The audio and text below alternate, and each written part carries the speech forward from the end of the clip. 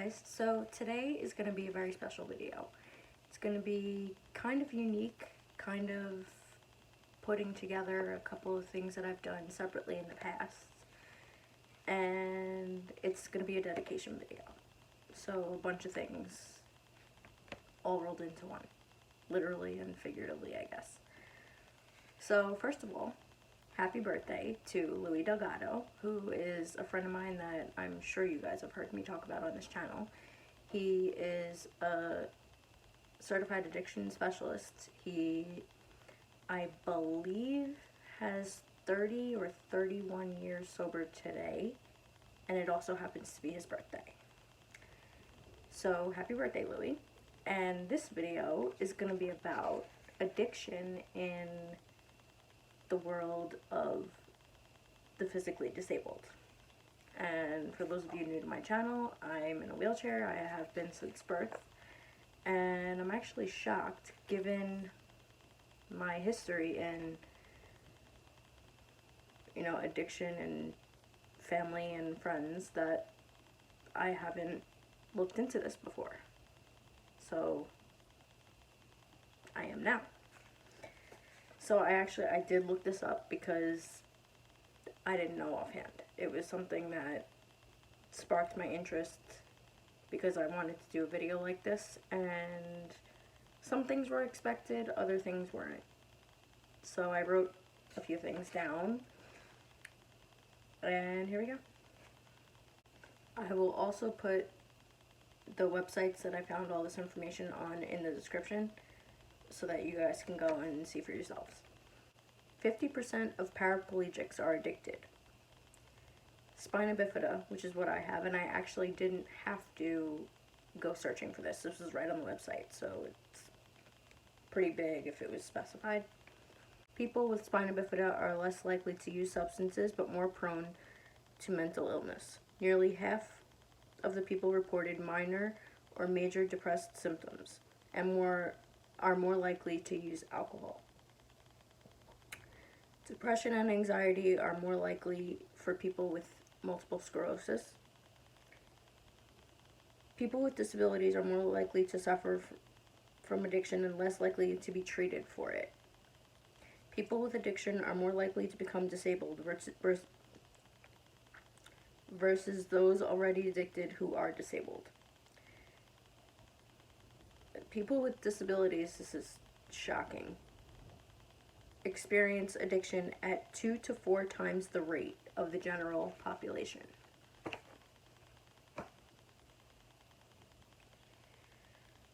How did I not know that? That's huge. Huge. I'm in groups all over the internet. I myself am disabled. I had no idea. I've seen people depressed.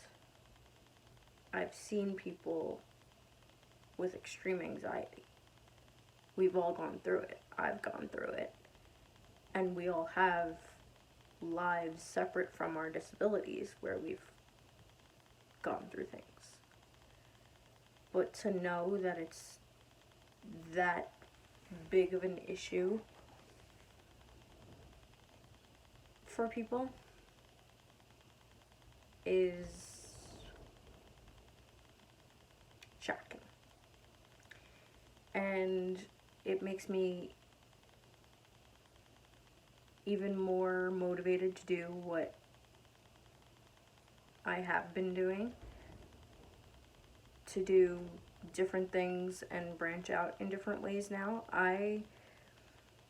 Like I always say, I can't sit in front of an addict and tell them that I understand.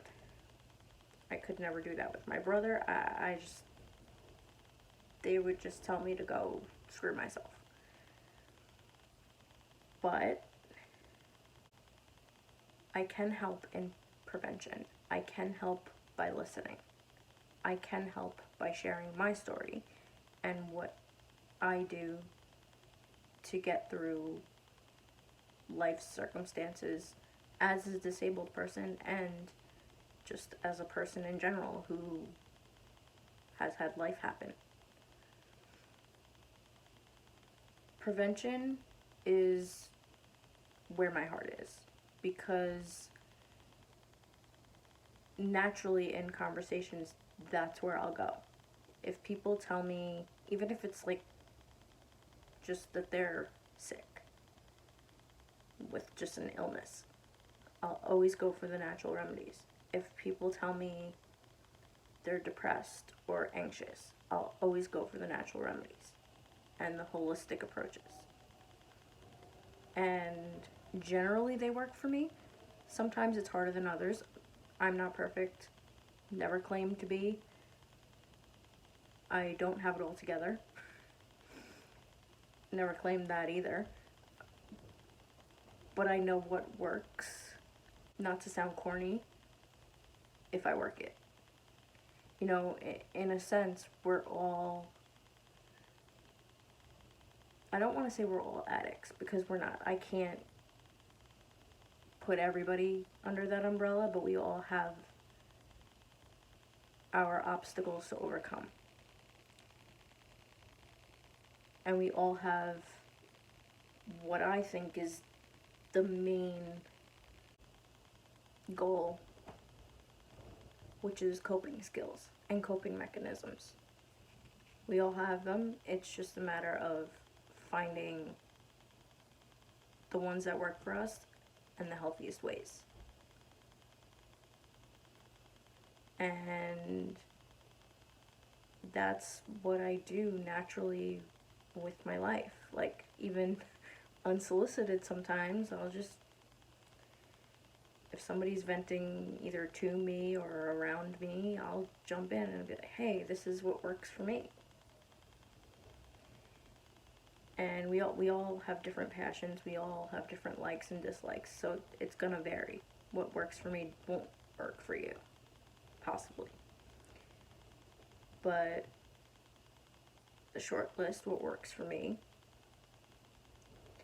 meditation, if I am doing it in a preventative sort of way.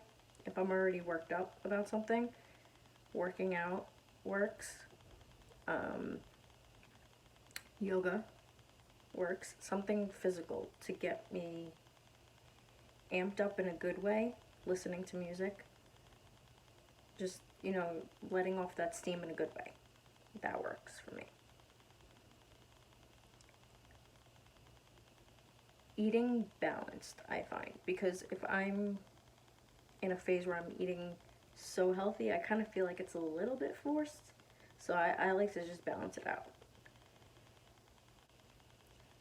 I'm also, my biggest drawback that I'm constantly working on and really trying to work on nowadays is my habit of holding things in. That's the worst thing that you can do when you're going through something, is hold it in or try to fix it before you felt it. And I've actually never said that before out loud, but that's exactly what I would always do. Like, subconsciously know what to do, and like, I guess intellectually know what to do, and then get mad at myself when I didn't want to do it because I was in the middle of feeling the emotion. So instead I would stuff down the emotion. Not with drugs or alcohol or anything, but I would still stuff it down. And spiritually bypass it, which is, you know, using all of the lingo and the language, and it left me numb. I didn't even realize I wasn't feeling it. So now I feel it.